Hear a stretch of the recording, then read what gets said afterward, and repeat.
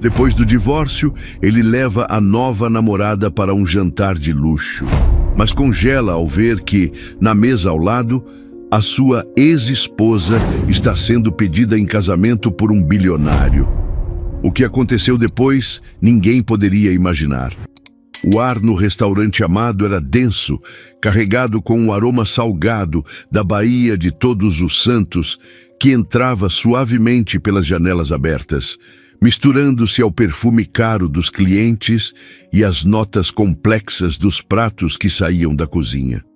Para Peterson Albuquerque, aquele era o cheiro da vitória. Aos 45 anos, ele havia construído um império no mercado imobiliário de luxo de Salvador, vendendo não apenas apartamentos com vistas deslumbrantes, mas o sonho de uma vida que poucos poderiam alcançar. E naquela noite, ele se sentia o rei daquele sonho. Sentada à sua frente, Bianca, com seus 26 anos e um sorriso que parecia permanentemente iluminado para as câmeras de seu celular, era o troféu perfeito. Uma influenciadora de moda com centenas de milhares de seguidores, ela era a personificação da juventude, da modernidade e, acima de tudo, da admiração incondicional que ele tanto buscava. Cada gesto dela, cada risada calculada, parecia validar a decisão que ele tomou um ano antes. O divórcio não foi um fracasso, foi uma atualização necessária. Uma troca de um modelo antigo por um mais novo e vibrante. Amor, você precisa provar este vinho, disse Bianca, a voz dela um sussurro melodioso, enquanto inclinava a taça de um borgonha caríssimo na direção dele.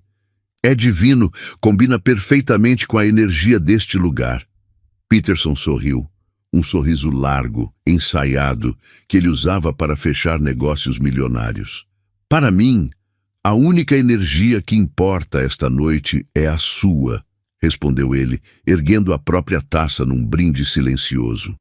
Ele observou o brilho nos olhos dela, a forma como a luz do restaurante dançava em seu colar de diamantes. Um presente dele, claro.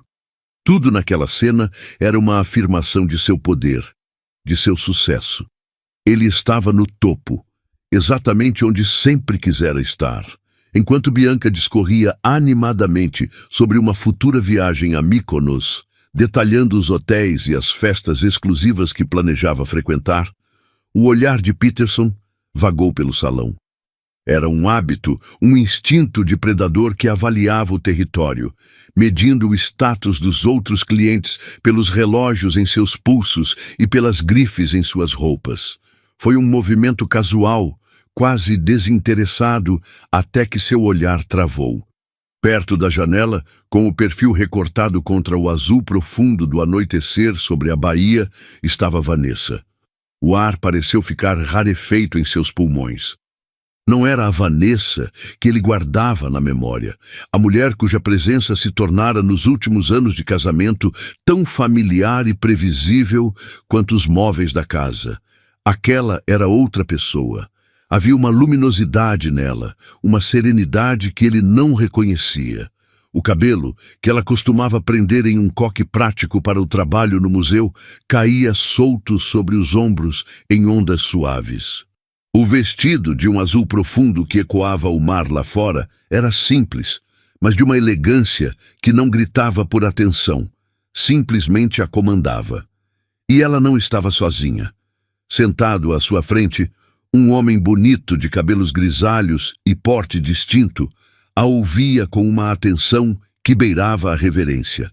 Ele não falava, apenas a observava, o rosto inclinado, um leve sorriso nos lábios, como se cada palavra que ela dizia fosse a coisa mais fascinante do mundo. Peterson sentiu uma pontada incômoda, uma irritação que começou na boca do estômago e subiu como um refluxo ácido. Quem era aquele sujeito? E por que Vanessa estava radiante daquele jeito? Peterson, você está me ouvindo? A voz de Bianca o trouxe de volta, com um toque de impaciência. Eu estava falando sobre os beach clubs. Qual você prefere, Namus ou Scorpios?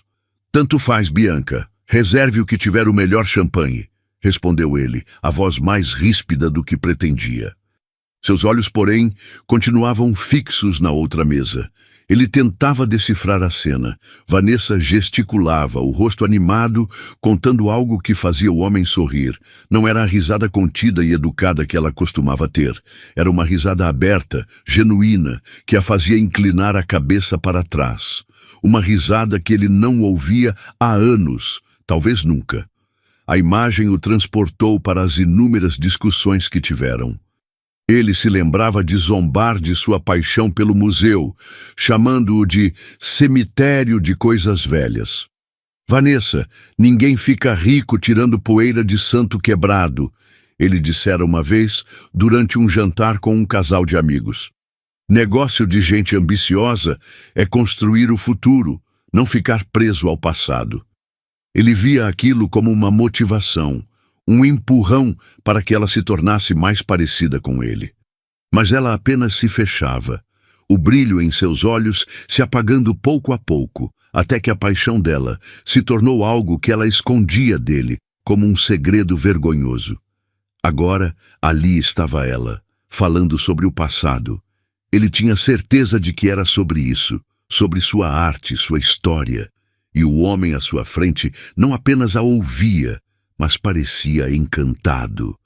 Aquele homem não a via como uma curadora de museu sonhadora e sem tino para os negócios. Ele a via como valiosa. Uma onda de calor subiu pelo pescoço de Peterson. Era humilhação.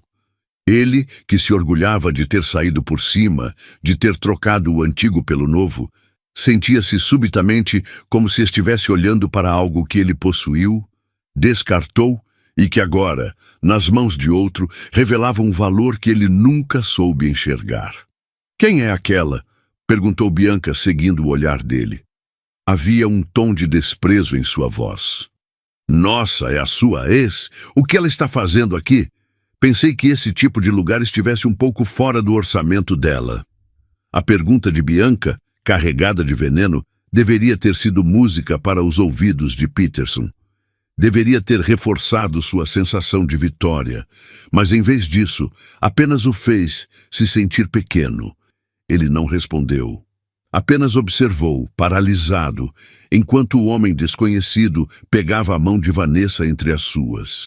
Ele falou algo em voz baixa, com uma intensidade que parecia criar uma bolha invisível ao redor dos dois, isolando-os do resto do mundo. E então, em um movimento que pareceu acontecer em câmera lenta, o homem se levantou, contornou a mesa e, diante de uma Vanessa visivelmente surpresa, ajoelhou-se. O murmúrio no restaurante cessou. Garfos pararam a meio caminho da boca. Conversas morreram. Todos os olhares se voltaram para a cena junto à janela. Peterson sentiu o sangue fugir de seu rosto. A taça de vinho em sua mão tremia. Ele podia ver os lábios do homem se movendo, mas não conseguia ouvir as palavras. Só o que via era o rosto de Vanessa, a incredulidade se transformando em um assombro que culminou em lágrimas que escorriam por seu rosto enquanto ela assentia, um sim silencioso e poderoso. O homem abriu uma pequena caixa de veludo. Mesmo à distância, a pedra no anel cintilou, capturando a luz de todo o salão e a lançando de volta como um farol. Um farol que parecia apontar diretamente para Peterson, expondo não a sua vitória, mas uma perda tão profunda e avassaladora que ele não sabia que ainda era capaz de sentir. O som dos aplausos era uma onda que o atingia em cheio, cada batida uma marreta contra a frágil estrutura de seu ego. Peterson permaneceu imóvel, a taça de vinho esquecida em sua mão, o líquido tinto tremendo como um sismógrafo, registrando o terremoto que abalava seu mundo interior. Seus olhos estavam cravados na cena que se desenrolava junto à janela. O homem, agora de pé, deslizando o anel no dedo de Vanessa, o sorriso dela rasgando o rosto, uma mistura de choque e felicidade pura, algo que ele, em todos os anos de casamento, jamais conseguira extrair dela. «Uau!» sussurrou Bianca ao seu lado, o tom de desprezo substituído por um assombro genuíno. Até que ela se deu bem. «Quem é o coroa?» Deve ter uma grana preta para bancar um anel desse tamanho. A pergunta de Bianca pairou no ar, mas a resposta já se formava na mente de Peterson, uma epifania terrível e nauseante. O rosto do homem, agora virado para a luz, enquanto abraçava Vanessa, tornou-se inconfundível. As feições que antes eram apenas de um desconhecido distinto, agora se encaixavam em um quebra-cabeça que ele conhecia muito bem das capas de revistas de negócios e dos cadernos de economia. Flávio Vieira. O nome explodiu em sua consciência como uma granada. Flávio Vieira. O bilionário da tecnologia.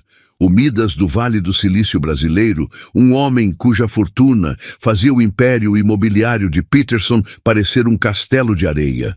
Vieira não era apenas rico, ele era uma instituição, um visionário que construiu seu patrimônio do zero.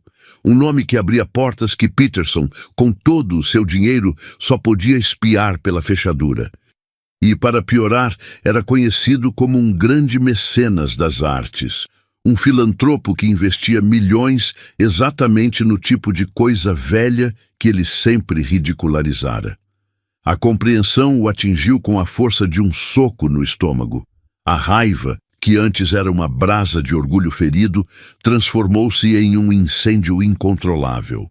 Não era qualquer um, era ele.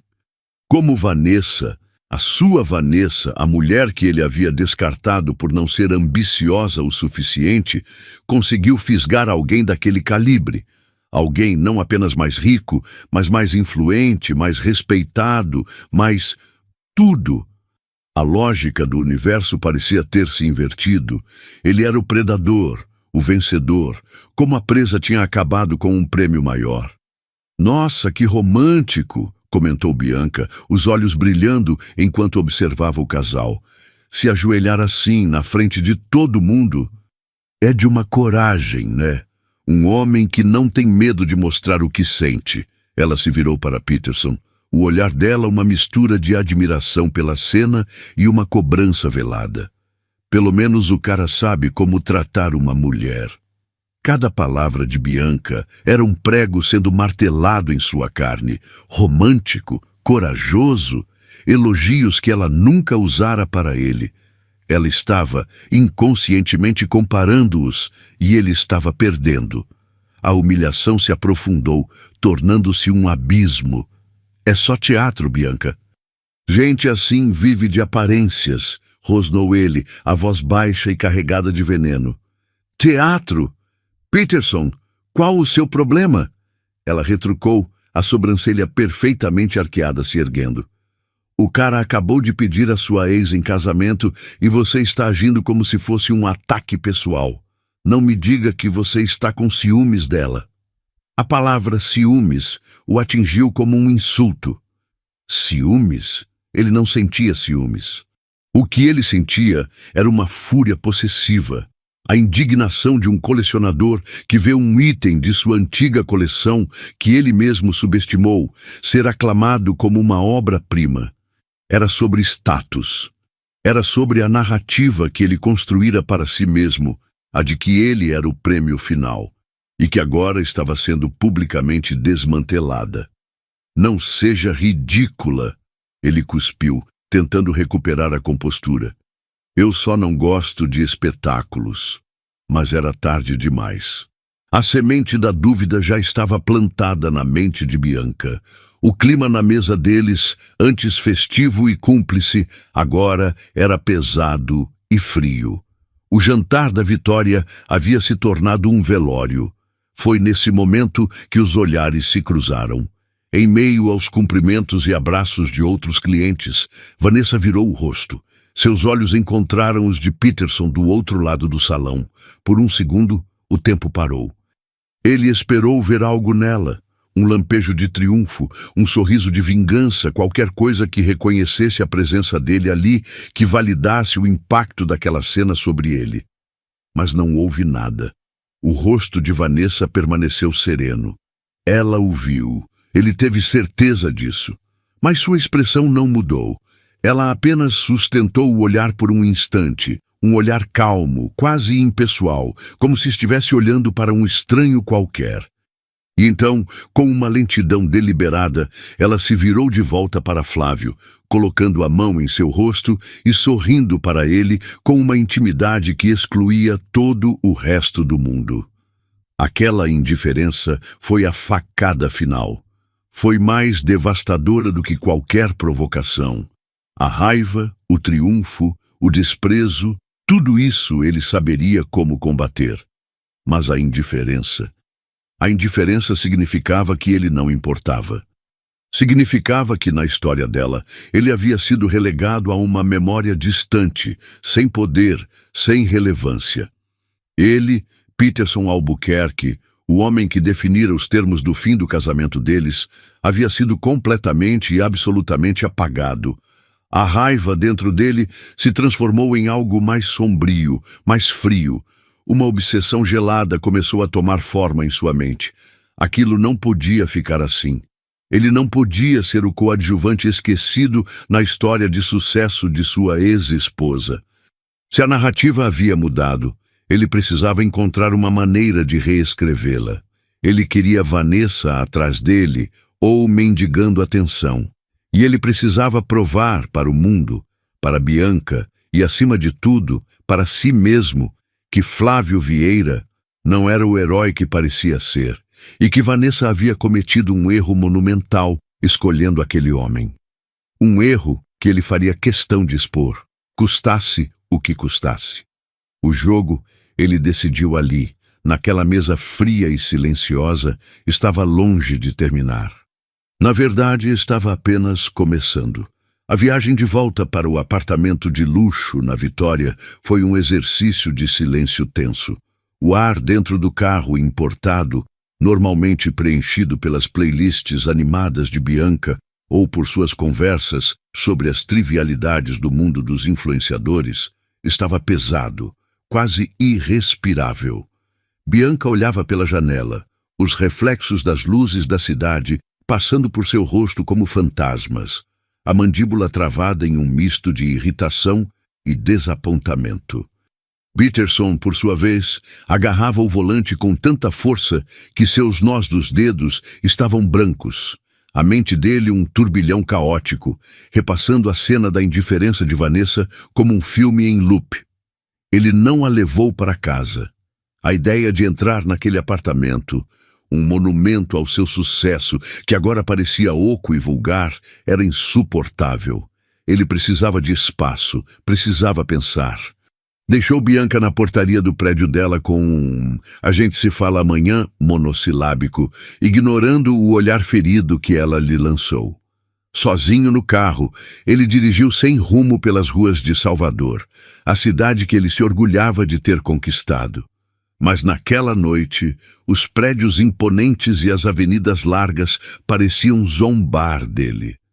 Cada luz de um apartamento aceso era um lembrete de outras vidas, outras histórias das quais ele não fazia parte. A imagem de Vanessa, serena e indiferente, estava gravada em sua retina. Como ela ousava apagá-lo daquela forma, como ela se atrevia a ser feliz e tão espetacularmente feliz sem ele. A resposta, ele sabia, estava enterrada nos escombros do casamento deles. Uma verdade que ele havia se esforçado para soterrar sob camadas de autojustificação e desprezo. Anos antes, a vida deles era diferente. Vanessa não era a mulher radiante e confiante do restaurante. Ela era uma chama que ele, metodicamente, tentava apagar. A paixão dela era o Museu de Arte e História de Salvador, uma instituição antiga e imponente, mas que, aos olhos de Peterson, era um poço de dinheiro e um sumidouro de tempo. Ele se lembrava vividamente das noites em que ela chegava em casa, os olhos brilhando de entusiasmo por ter conseguido uma peça rara para o acervo ou por ter planejado uma nova exposição sobre o período colonial. "Conseguimos, amor! Uma coleção de moedas do Brasil holandês. É um achado histórico", ela dizia, a voz vibrando de alegria. E ele, recostado em sua poltrona de couro italiano, mal desviava os olhos da tela do notebook, onde acompanhava a cotação de seus investimentos. E quanto o museu pagou por essas moedas velhas? Ele perguntava, o tom sempre tingido de um ceticismo calculado. E isso vai trazer algum retorno? Vai pagar as contas no fim do mês? Ele via o brilho nos olhos dela vacilar, a alegria se retrair como uma flor que se fecha ao toque. Não se trata de retorno, Peterson. Trata-se de preservar nossa memória, nossa cultura. É um legado. Legado não paga jantares em restaurantes, ele a interrompia, a frase se tornando seu mantra, a arma que ele usava para diminuí-la. Vanessa, acorde para a vida real. O mundo é dos ambiciosos, dos que constroem impérios, não dos que tiram poeira de relíquias. Esse seu trabalho é um hobby caro, não uma carreira. Ele se convencia de que estava sendo pragmático, um marido que tentava guiar a esposa para um caminho de verdadeiro sucesso. Mas no fundo havia algo mais. A paixão dela o ameaçava. Era um universo que ele não entendia e, portanto, não podia controlar. O respeito que ela recebia no meio acadêmico e cultural era um tipo de moeda que o dinheiro dele não podia comprar. E isso o enfurecia. Então, ele a minimizava. Em jantares com amigos, ele se referia ao trabalho dela como o passatempo da Vanessa. Quando ela precisava trabalhar até tarde para a montagem de uma exposição, ele suspirava com impaciência, reclamando que ela preferia a companhia de coisas mortas à dele. O divórcio, quando veio, foi a consequência inevitável daquele longo e lento processo de asfixia emocional. Para ele, foi uma transação, uma atualização de seu estilo de vida. Ele se sentiu livre, mais leve, pronto para encontrar alguém que, como Bianca, admirasse seu império sem questioná-lo. Ele acreditava que estava dando a si mesmo a liberdade. Agora, dirigindo sob o céu escuro, ele foi forçado a encarar uma verdade devastadora. O divórcio não foi a liberdade dele, foi a dela. Ele a havia libertado de seu desprezo, de sua constante invalidação. Ele a havia soltado da gaiola dourada onde tentava aprisioná-la. Livre dele, Vanessa não apenas sobreviveu, ela floresceu. A mulher no restaurante não era uma versão melhorada da sua ex-esposa. Era a versão autêntica, a mulher que ela sempre fora por dentro, mas que ele se recusava a enxergar. A autoestima que ele tentara erodir fora reconstruída, não com base no olhar de outro homem, mas na redescoberta de seu próprio valor, de sua própria paixão. Aquele pedido de casamento não era o início da nova vida dela. Era a coroação de um renascimento que já estava em pleno andamento. Flávio Vieira não a salvou. Ele apenas chegou a tempo de aplaudir a mulher que ela já havia se tornado por conta própria. Essa percepção não trouxe paz.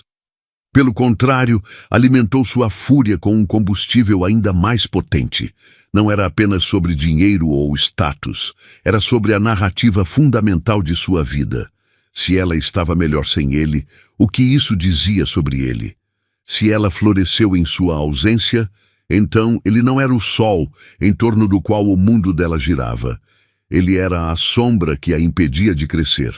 Para ela, ele era apenas o homem que a segurava no passado, um passado do qual ela se libertou com sucesso, e isso deixou ele com raiva. Um pensamento frio e cortante atravessou sua mente. Ele não iria apenas investigar Flávio Vieira. Ele iria desenterrar cada segredo, cada erro, cada vulnerabilidade que encontrasse. Ele iria provar que aquele pedestal em que Vanessa estava era feito de areia, e assistiria com prazer enquanto tudo desmoronasse. Ele não a deixaria ter aquele final feliz.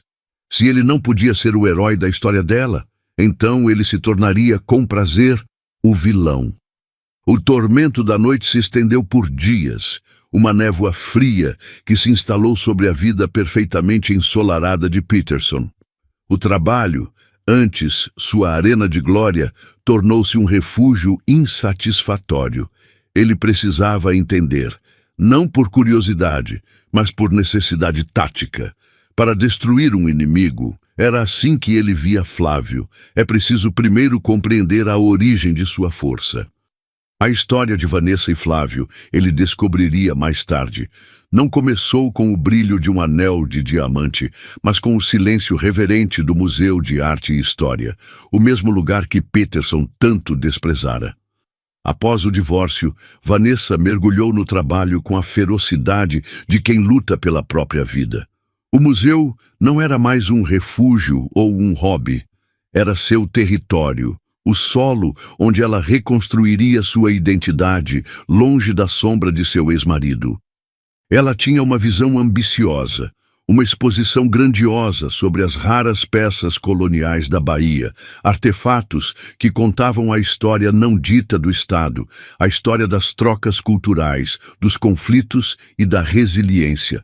Era um projeto caro, complexo, que o orçamento limitado da instituição não poderia cobrir. Foi então que o nome de Flávio Vieira surgiu, não como um pretendente, mas como uma possibilidade, uma lenda no mundo da filantropia. Vanessa, com a ajuda de seu conselho, preparou um dossiê meticuloso, uma proposta que não pedia apenas dinheiro, mas convidava a uma parceria na preservação da memória. Ela não tinha esperanças. Homens como Flávio Vieira recebiam centenas de pedidos como aquele todos os dias. Para sua surpresa, ele respondeu pessoalmente. Não com um e-mail de um assessor, mas com uma ligação. A voz dele, calma e ponderada, fez perguntas que ninguém nunca havia feito. Ele não perguntou sobre o retorno do investimento ou a visibilidade da marca. Ele perguntou sobre o significado histórico de uma das peças, sobre os desafios de restauração de um manuscrito do século XVII, sobre a história da artesã desconhecida que havia bordado um manto religioso. O primeiro encontro deles foi no próprio museu, em uma tarde úmida de terça-feira, com o local fechado ao público. Peterson, se pudesse imaginar a cena, a pintaria com as cores do romance e da sedução. A realidade, no entanto, foi muito mais profunda. Flávio não chegou como um bilionário, avaliando um investimento. Ele chegou como um peregrino. Ele caminhou pelos salões silenciosos ao lado de Vanessa, não olhando para ela, mas para os objetos que ela lhe mostrava. Ele ouvia com uma concentração que a desarmava. "Isso é fascinante", disse ele, parado diante de uma vitrine com instrumentos de navegação antigos. Pensar que um objeto como este não apenas guiou um navio através do oceano, mas carregou sonhos, medos e a semente de um novo mundo. É uma cápsula do tempo. Naquele momento, Vanessa sentiu algo que não sentia há anos: ser vista. Não como a esposa de um empresário rico, não como uma sonhadora impraticável, mas como uma guardiã de histórias, uma profissional cujo conhecimento era, em si, um tesouro. A admiração dele não era por sua aparência ou status, era por sua mente, por sua paixão. O patrocínio foi concedido, generoso e incondicional, mas a relação deles não terminou ali. Flávio tornou-se um visitante frequente do museu. Ele aparecia sem avisar, às vezes apenas para passar uma hora em silêncio em uma galeria, outras vezes para discutir com Vanessa os detalhes da montagem da exposição. As conversas deles fluíam da história para a tecnologia, da arte para o futuro. Ele via o trabalho dela não como um contraponto ao seu, mas como um complemento. Onde Peterson via um passatempo sem valor, Flávio via um pilar essencial da sociedade. Onde Peterson oferecia críticas e desdém, Flávio oferecia curiosidade e um respeito profundo. O romance que floresceu entre eles não foi uma explosão de paixão, mas o crescimento lento e firme de uma árvore, com raízes que se aprofundavam na admiração mútua e no terreno fértil de valores compartilhados. A raiva de Peterson, antes um fogo descontrolado, começou a se refinar. Ele precisava encontrar uma rachadura, uma falha, uma mancha em seu passado imaculado. Ele precisava provar que o santo era um pecador, que o mecenas era um farsante. A obsessão agora tinha um nome e um rosto. Sua arma seria a informação e seu campo de batalha, a reputação. Ele precisava de um profissional, alguém que operasse nas sombras, que soubesse como virar as pedras mais pesadas e encontrar as criaturas que viviam por baixo. O nome dele era Moraes.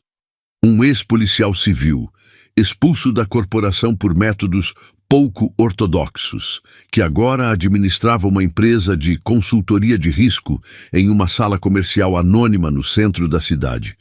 Moraes não vendia segurança, ele vendia segredos.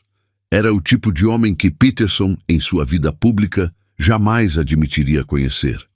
"Quero tudo sobre Flávio Vieira", disse Peterson, sentado na cadeira desconfortável do escritório de Moraes, o cheiro de café velho e poeira no ar. "Não quero o que sai na Forbes. Quero o que ele pagou para enterrar. Negócios que deram errado, inimigos que ele fez, esqueletos no armário, ó que você conseguir encontrar." Moraes, um homem corpulento de olhar entediado, ouviu sem demonstrar emoção. Ele anotou o nome em um bloco de notas amarelado. "Um alvo de alto perfil, vai custar caro e vai levar tempo. Homens assim são bons em limpar os rastros." "O dinheiro não é problema", retrucou Peterson, a voz cortante.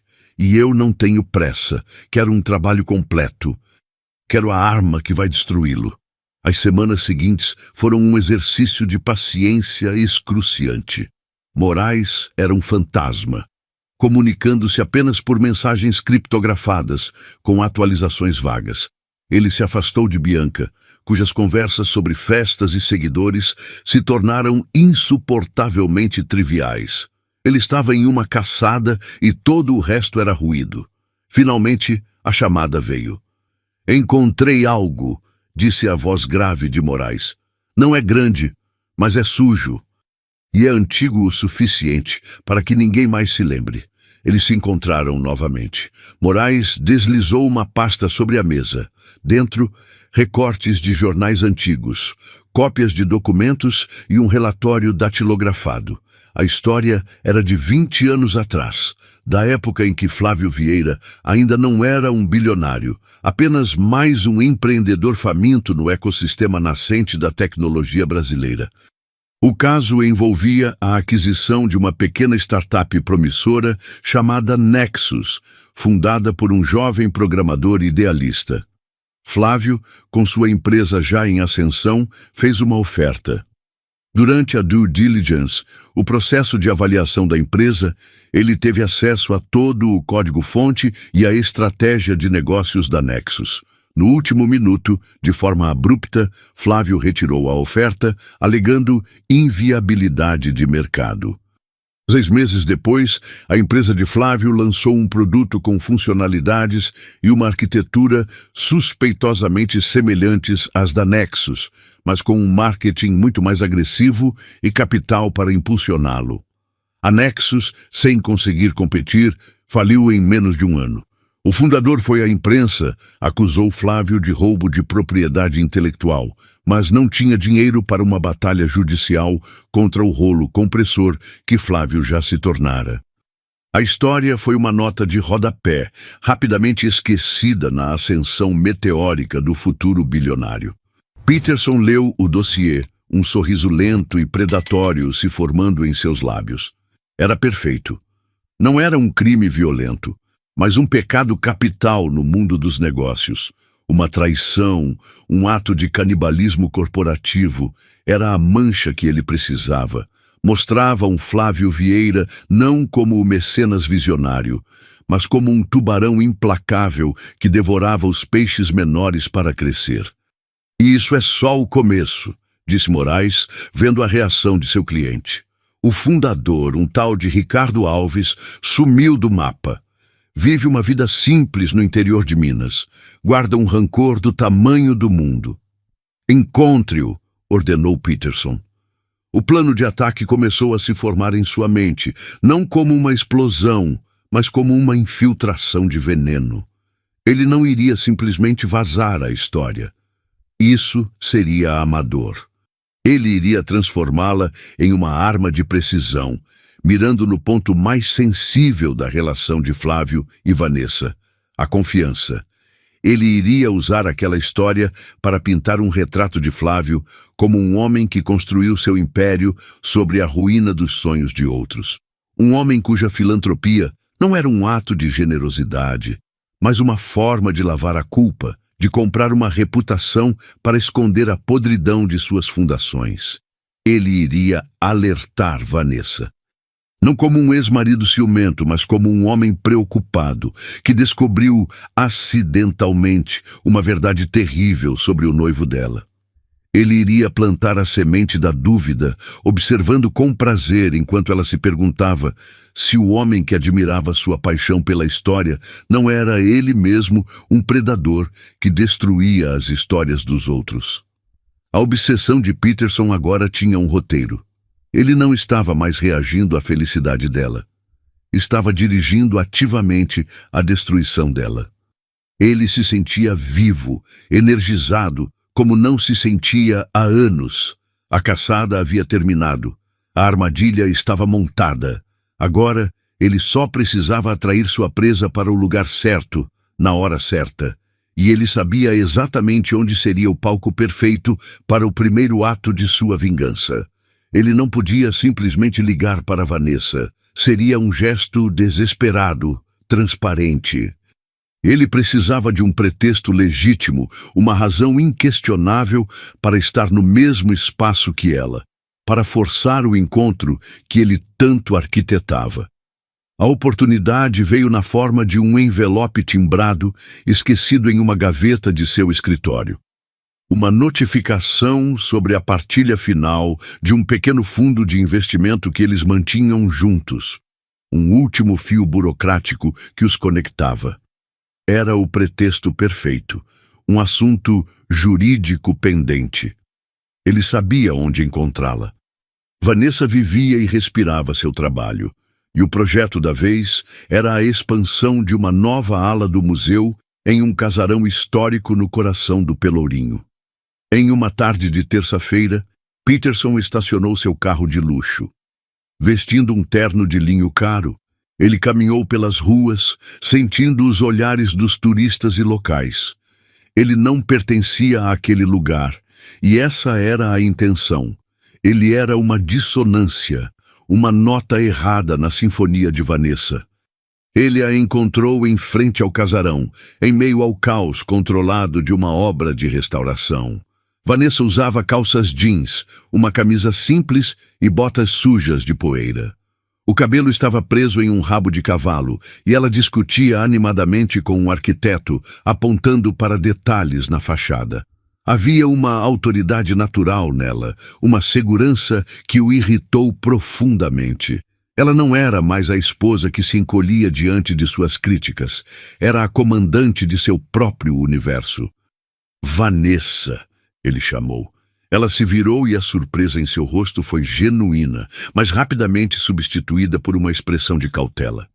Peterson, o que você está fazendo aqui?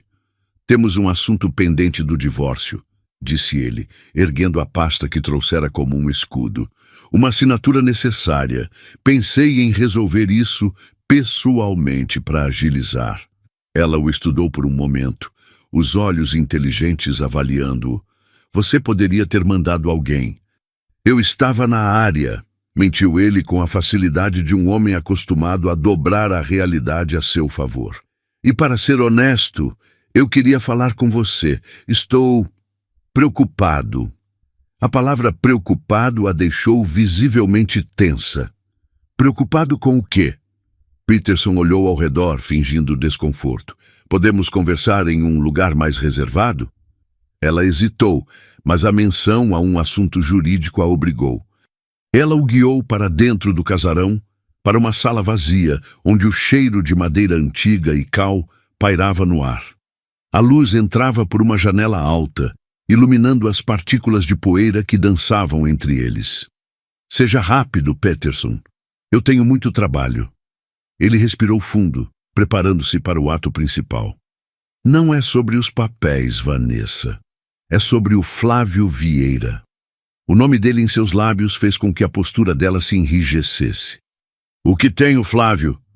Eu sei que não tenho o direito, mas ainda me importo com você, começou ele, a voz carregada de uma falsa sinceridade que ele praticara por dias. Fiz algumas investigações por conta de um negócio e, acidentalmente, descobri algo sobre o passado dele. Algo sombrio. Ele abriu a pasta e empurrou o dossiê de Moraes sobre uma mesa de madeira rústica. 20 anos atrás, ele destruiu um jovem empresário. Roubou a ideia dele, levou a empresa dele à falência e nunca olhou para trás. O homem que hoje financia a preservação da história começou sua fortuna destruindo a história de outra pessoa. Ele esperou pela reação, pelo choque, pela dúvida, pelas lágrimas.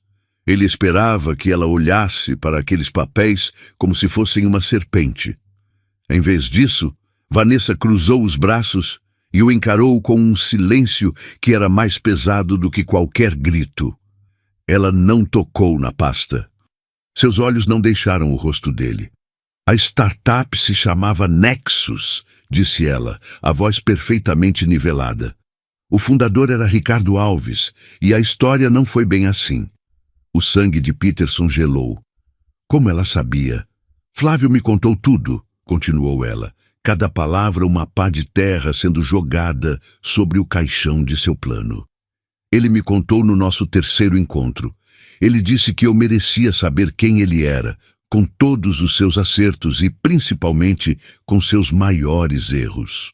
Ele descreveu aquele episódio como a maior vergonha de sua vida, um ato de ambição cega que o assombra até hoje. Peterson ficou sem palavras, a boca seca. O roteiro que ele ensaiara com tanto cuidado estava se desintegrando. Ele não apenas me contou, Peterson, prosseguiu Vanessa, dando um passo à frente, a calma em seu rosto agora se transformando em uma força avassaladora. Ele me mostrou o que fez a respeito. Anos depois, quando já podia, ele procurou o Ricardo. Pediu perdão. Ofereceu uma compensação financeira que o Ricardo recusou. Então, Flávio fez outra coisa.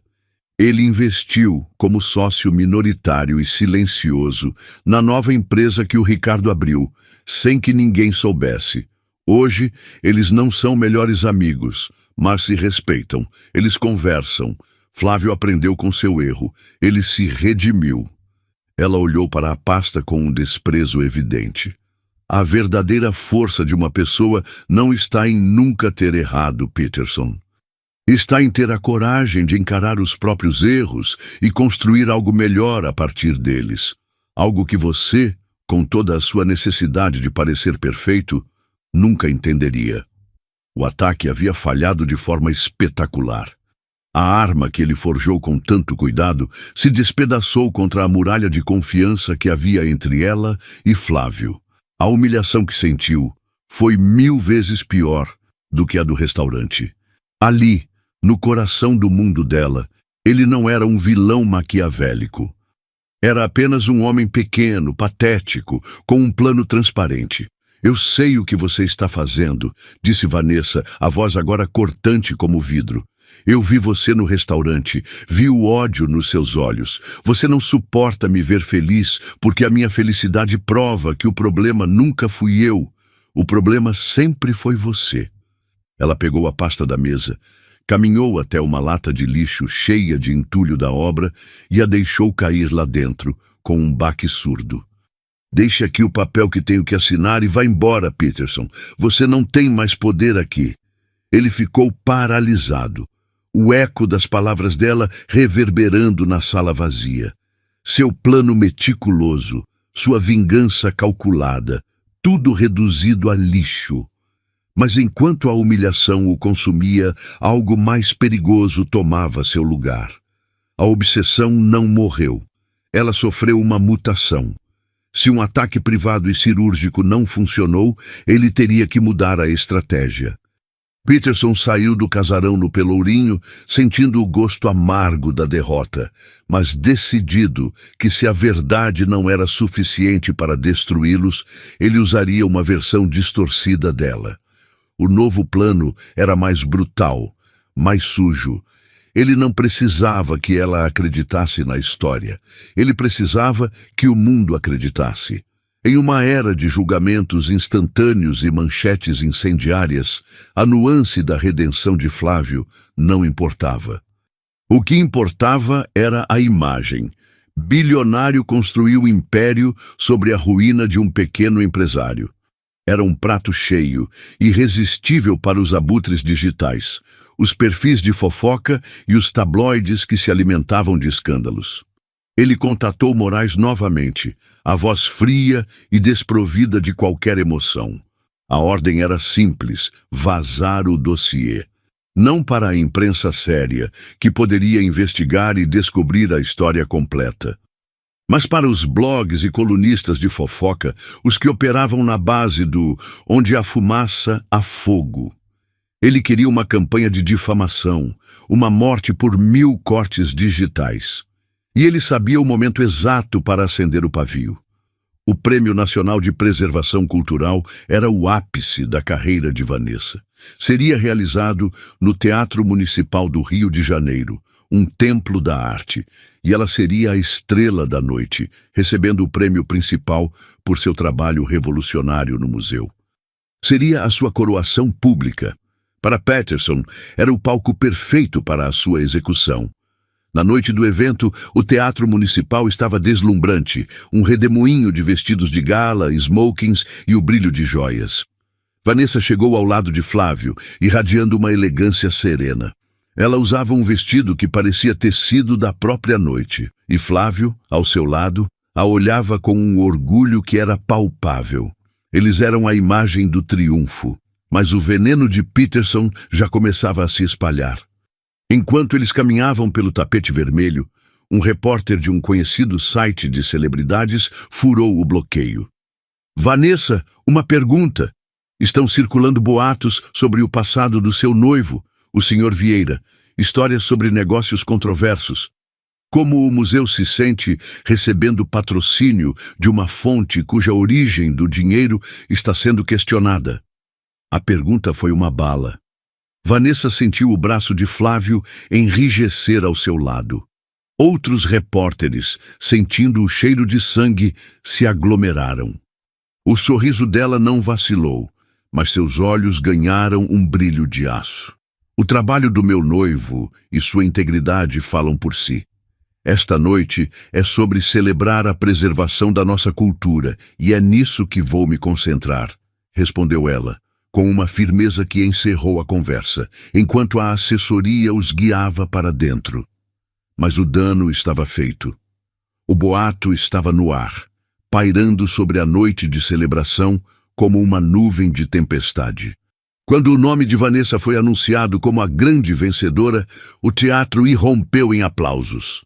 Ela subiu ao palco, a personificação da graça e da realização. Flávio a observava da primeira fila, o rosto uma mistura de orgulho e preocupação. Peterson, assistindo a tudo de seu apartamento em Salvador, através de uma transmissão ao vivo, sentiu uma pontada de satisfação cruel. A vitória dela já estava manchada. Vanessa se aproximou do púlpito, segurando o pesado troféu. Ela começou seu discurso de agradecimento, a voz clara e firme, homenageando sua equipe, os artistas e a história que eles se esforçavam para proteger. E então ela fez uma pausa. Gostaria de usar este momento, disse ela, o silêncio no teatro se tornando absoluto, para abordar uma sombra que foi lançada sobre esta noite. Uma sombra que busca transformar uma celebração da construção em um ato de destruição. Ela olhou diretamente para a câmera de transmissão, como se olhasse nos olhos de Peterson. Muitos de vocês ouviram boatos sobre o meu noivo, Flávio, sobre um erro que ele cometeu há 20 anos. A história que está sendo espalhada é uma meia-verdade, e uma meia-verdade é a mais perigosa das mentiras. Ela fez um sinal para a equipe técnica. No telão gigante atrás dela, que antes exibia o logo do prêmio, surgiu um rosto. Era um homem de meia idade, de aparência simples, falando de uma sala modesta. Era Ricardo Alves. Meu nome é Ricardo, começou ele no vídeo, a voz calma. Há muitos anos, eu e Flávio Vieira estivemos em lados opostos. Ele errou, e eu perdi quase tudo. Mas o que não estão contando a vocês é o que aconteceu depois. Ele me procurou, ele pediu perdão, e ele me ajudou a me reerguer, não com caridade, mas com respeito. O homem que vocês leem nos boatos não é o homem que eu conheço hoje. A integridade de uma pessoa não se mede pela ausência de quedas, mas pela forma como ela se levanta e ajuda os outros a se levantarem também. O vídeo terminou. O queixo de Peterson caiu. Ela estava um passo à frente, sempre um passo à frente. Vanessa retomou a palavra, a voz agora vibrando com uma emoção contida. A verdadeira força, a verdadeira preservação, não é sobre ser perfeito. É sobre reconhecer nossas falhas, consertar o que quebramos e construir algo melhor. Flávio fez isso. Ela fez uma pausa, deixando o peso de suas palavras assentar. E eu sei por que essa história distorcida veio à tona justamente hoje. Ela não foi plantada por um jornalista em busca da verdade. Ela foi plantada por um ex-marido que não aceita ter sido deixado para trás. Um homem que, ao não conseguir minar minha felicidade em particular, tenta agora envenenar minha alegria em público. Mas o que ele não entende é que a minha felicidade não depende da aprovação de ninguém. Ela foi construída sobre a verdade, sobre o perdão e sobre a coragem de seguir em frente. Ela não precisou dizer o nome dele. Todo o teatro e todos que assistiam entenderam. Então, a este homem, eu não ofereço raiva, ofereço minha compaixão. E espero que um dia ele encontre algo para construir em sua vida, em vez de apenas tentar demolir a dos outros. Um segundo de silêncio atordoado foi seguido por uma explosão. O público inteiro se levantou, não em um aplauso polido, mas em uma ovação estrondosa, um rugido de apoio e admiração que sacudiu as fundações do teatro. Flávio estava de pé, os olhos brilhando de lágrimas, aplaudindo a mulher que amava. No seu apartamento, Peterson assistiu paralisado, enquanto seu plano grandioso era implodido em tempo real. Ele não havia apenas falhado em destruí-la, ele a transformara em uma heroína. E, no processo, revelou a si mesmo ao mundo pelo que realmente era. Um homem pequeno, amargo e preso a um passado que ela já havia superado. O jogo não tinha apenas terminado. Ele havia perdido de forma tão completa, tão pública, que não havia mais para onde correr. O silêncio em seu apartamento de luxo era ensurdecedor, quebrado apenas pela batida frenética de seu próprio coração. Em um ato de puro desespero, ele pegou o celular. Precisava de uma distração, de uma validação, por mais superficial que fosse. Precisava da admiração fácil de Bianca. O telefone chamou 1, 2, 3 vezes. "O que você quer, Peterson?" A voz dela soou do outro lado, fria e distante, desprovida de qualquer afeto.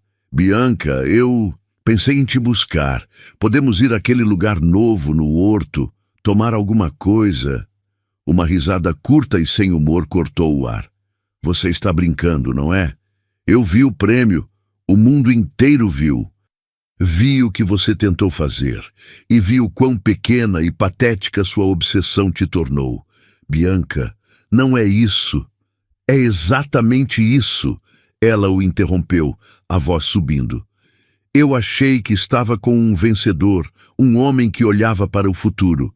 Mas você não passa de um fantasma, assombrando o passado de uma mulher que claramente seguiu em frente. Você não a perdeu para o Flávio Vieira. Você a perdeu para si mesmo, para esse seu orgulho doentio. Eu não quero fazer parte disso. Me esqueça." A chamada terminou. O clique final foi o som da última porta se fechando. Ele estava completamente só. Nos meses que se seguiram, Peterson tentou preencher o vazio. Saiu com outras mulheres, mais jovens, mais impressionadas com seu dinheiro. Mas cada encontro era uma repetição oca. Ele via a cobiça nos olhos delas, a mesma admiração superficial que um dia o agradara em Bianca, mas que agora lhe causava náuseas. Ele estava cercado de gente, mas a solidão era um abismo dentro dele. O império que construiu, os carros, o apartamento com vista para a Bahia. Tudo parecia um cenário de papelão, sem alma, sem significado.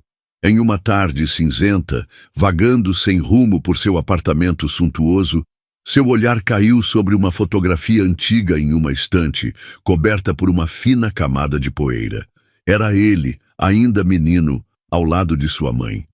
O sorriso dela era a única coisa genuinamente calorosa naquela sala fria. E ele se deu conta de que não havia há meses. Ele, que se orgulhava de gerir um império, havia negligenciado o único alicerce verdadeiro de sua vida. Naquele mesmo dia, ele dirigiu até a casa simples onde ela morava no subúrbio. O cheiro de bolo e café passado o atingiu na porta, um aroma de uma vida que ele havia deixado para trás.